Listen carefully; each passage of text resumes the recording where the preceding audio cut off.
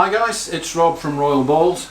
I've got a couple of videos for you on my observations on snake behaviour.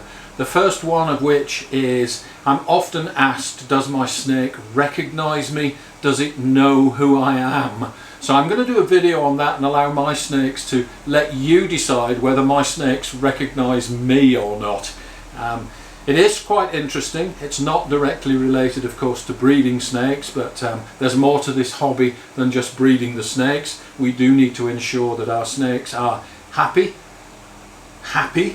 and healthy, and give them the best care that we possibly can, regardless of whether we keep them in terrariums or whether we keep them in tubs. So here you go guys, this is a video showing whether your snake actually recognizes you or not.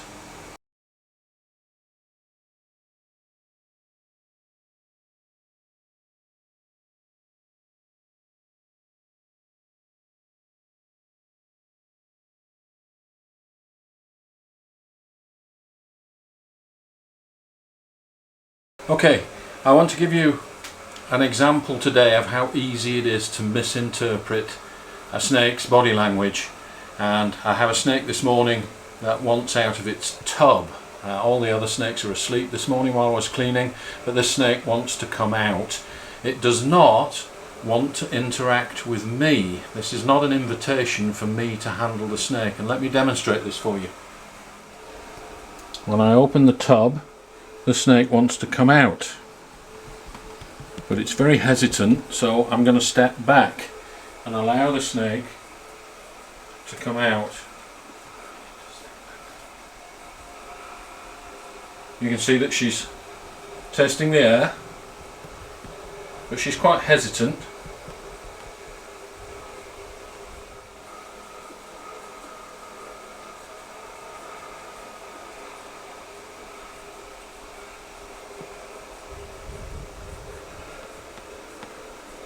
But if I approach, she will stop dead and hesitate. You can see she's aware of my presence and she's actually flinching away from me. So I'll move away again and let her come out on her own.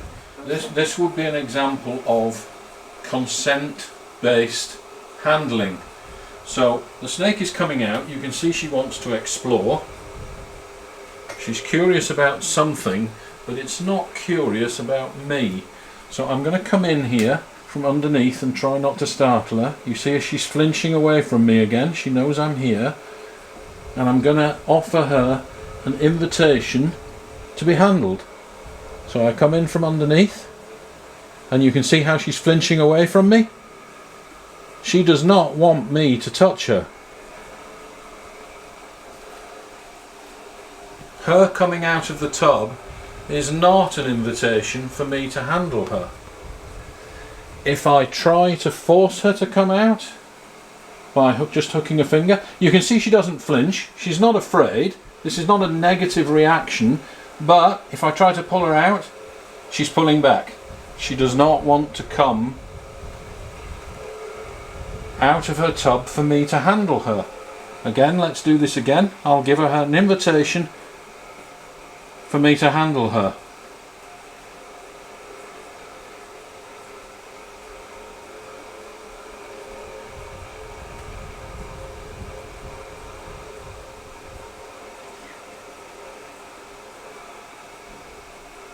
You can see how she's not actually touching my body, and if I come from underneath and try to pull her out, she's pulling back. See, she's pulling back. She does not want to be handled. Yes, she's coming out of the tub. Yes, she's searching for something, and I don't want her to get inside the racks here. But this is not an invitation for me to handle this snake. She does not want to be handled. You see how she's pulling away from me? So your snake wanting to come out of the tub does not necessarily mean that they want to interact with you. This snake is not interested in me in the least. She's not afraid of me. She's not flinching back. There is not a negative reaction, but she's definitely letting me know that she does not want to be handled. She does not want me to touch her. Is that obvious? So here's another example this morning. This is a male. Really nice reduced Enchi clown. So cute. He is a little tense. You can see he's S-curved.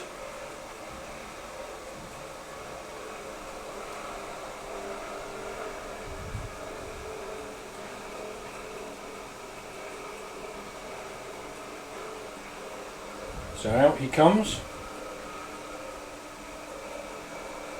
Now watch his response when I offer to handle him. Miso is coming. She's still out of frame. See how he flinches back? Look, he's getting agitated. This is quite stressful for him now. He does not want to be handled. He wants to come out, but he doesn't want me to touch him.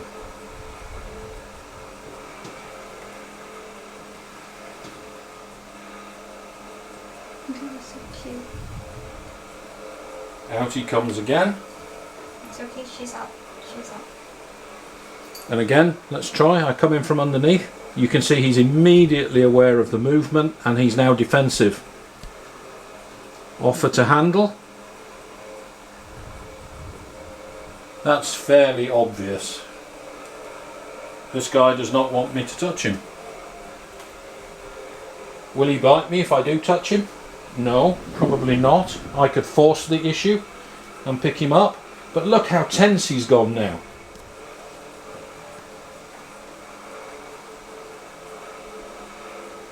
He isn't reacting negatively. He definitely does not want me to handle him.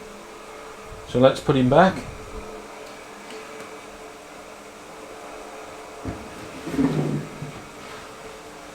Let me show you one more example of a snake that will make its feelings known very, very quickly.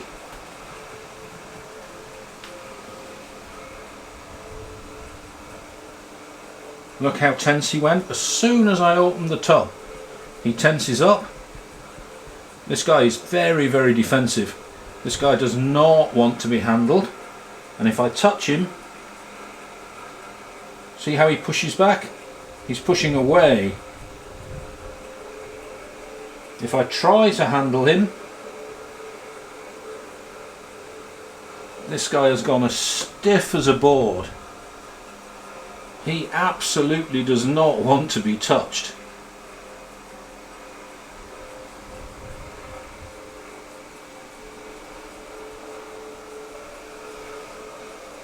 See how stiff he is? He's coiled back, and if I give him a target in front of him, he will strike defensively. The body language on this snake is very obvious. Let me put him back and you'll see how tense he is. When I put him back, look how tense he is. So we leave this guy alone.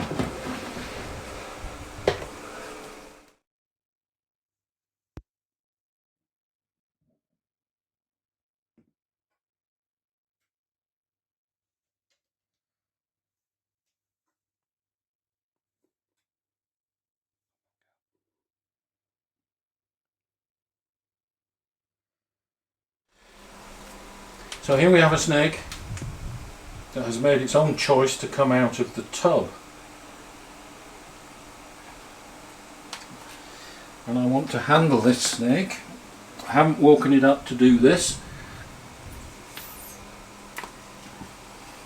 I don't want it to go around the back of the rack.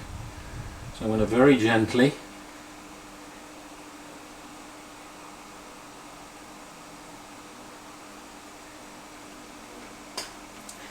allow it an opportunity to come out and interact. So, does your snake recognize you? I'm going to say yes, your snake does recognize you, but not in the way that you might think. The snake in this tub has built up a chemical signature of its world through scent, not through sight. And my scent is part of the background scent of the room. It's always there, It recognises the scent. It's not a threat. Nothing bad happens when that scent is around. So yes, your snake recognises you, but it recognises you as part of its background, not as an individual. It recognises you as a scent that it can ignore. It's not a threat. You can mess that up by mishandling your snake and threatening it by making sudden movements or not allowing your snake the freedom to move itself. So does this snake recognise me? Yes, it does. I'm part of its background. I'm part of the furniture. I could be a tree, I could be a chair leg, I could be anything as far as this snake is concerned. It does not recognise me as a person, it does not recognise me as its keeper, but it does recognise me as a scent that is part of its environment.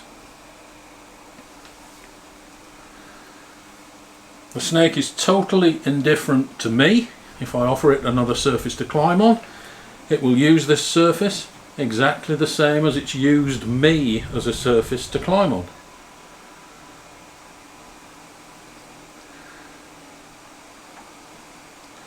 So this snake of its own choice wants to explore. We'll allow it an opportunity to do that.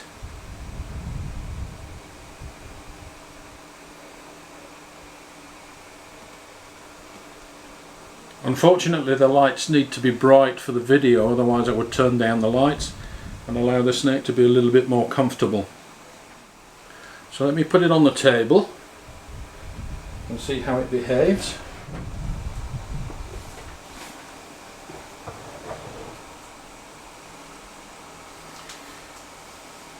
So the snake is not heavy breathing, it's not tense, there's no stiffness in its movement, it hasn't got frantic tongue flicks, it is investigating its environment.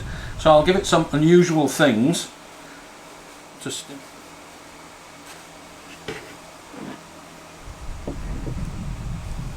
These are just new things to the snake, something to investigate if it wants to investigate. I'm not forcing this behaviour on the snake. I haven't woken it up to do this. Now I'm starting to see some signs that the snake is a little bit insecure. Can you see the snake is panting here? You can see its movements, you can see its breathing. But it is using its tongue now to build a picture of its environment.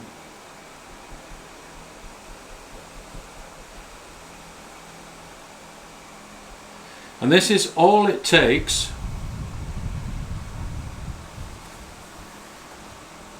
for you to provide your snake with some new stimulus. You do not need to change your tubs.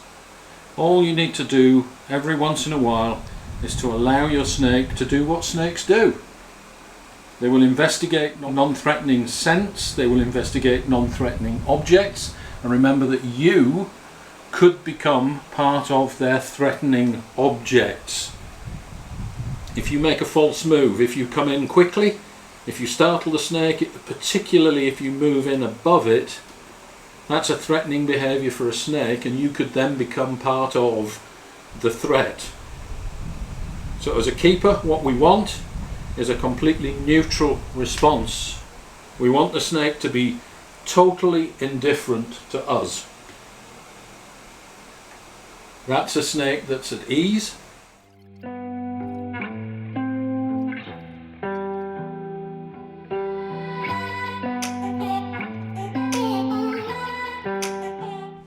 I can see a little bit of uncertainty as it approaches you with the camera.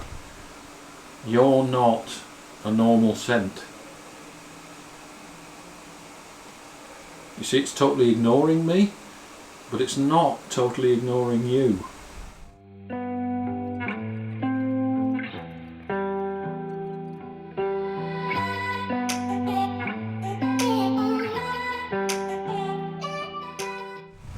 This is totally awesome. A ball python that's not comfortable would try to run away and hide. It would find the darkest place it could get to, hide its head. Now we have a new scent in the room. We have a cat, and people often ask me, how do cats and snakes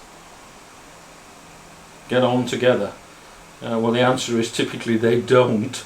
This cat here will come in on feeding days and she will try and steal a mouse. She's more interested in the mouse than she is the snake, but they are curious. So if I put her down again, she's completely disinterested in the snake. It's not moving fast enough to hold her attention. But make no mistake about it, this snake knew that something else had come into the room.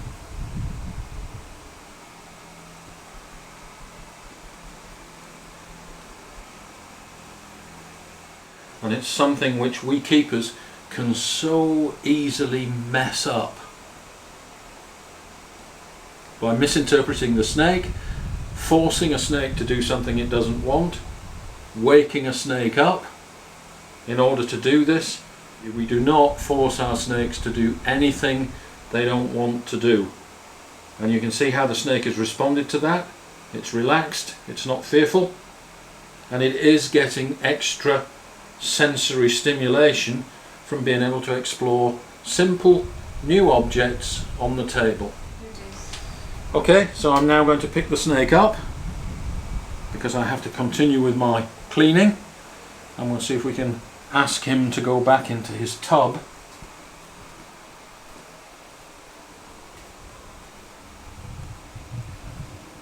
Go on, fella, we're done now.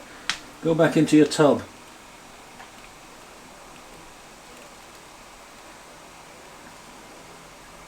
Go on.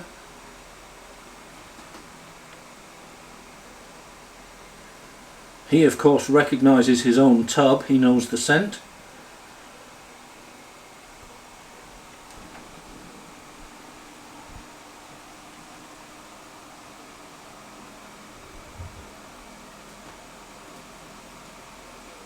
Don't come back out, go back in.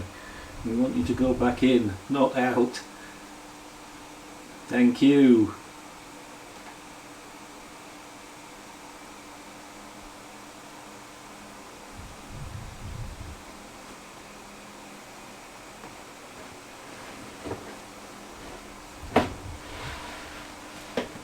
There we go.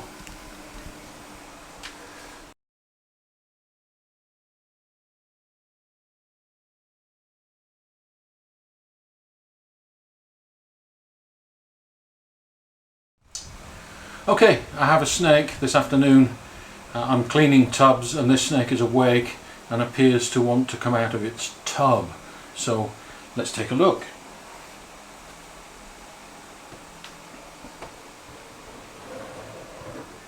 So here we are, a beautiful leopard girl, and you can see that she does want to come out of her tub. I'm not waking the snake up to do this. I'm allowing the snake its own choice.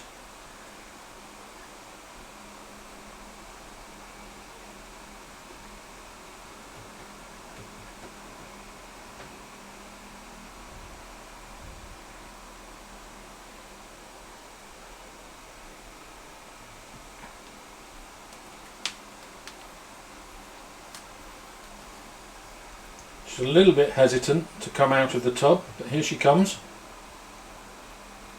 She's not particularly nervous because she's not doing the rapid tongue flicks, but you can see she is now scenting. She's curious about what's going on and building up a chemical picture of her environment. Now I'm going to get down to her level and I'm going to offer to handle, and she is going to reject. She doesn't want me to handle her, but she does want to come out of the tub. So the way that we get around that is to offer her a surface for her to climb out onto if she wants to climb out. Let's see if she'll come out onto the surface. She doesn't want me to touch her, so let's give her an alternative.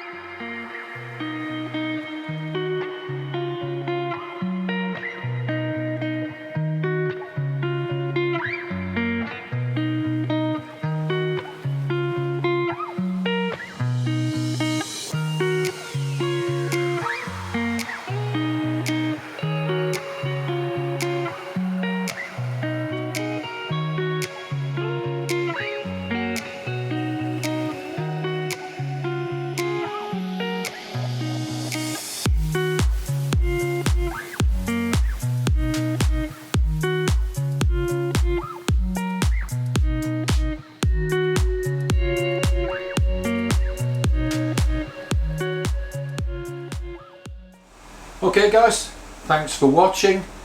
Jump down in the comments below. This may be a controversial topic, so I'm expecting some good discussion. Don't hold back, I'm always happy to answer questions. Thanks for watching. Don't forget to share, like and subscribe, and we'll see you next time.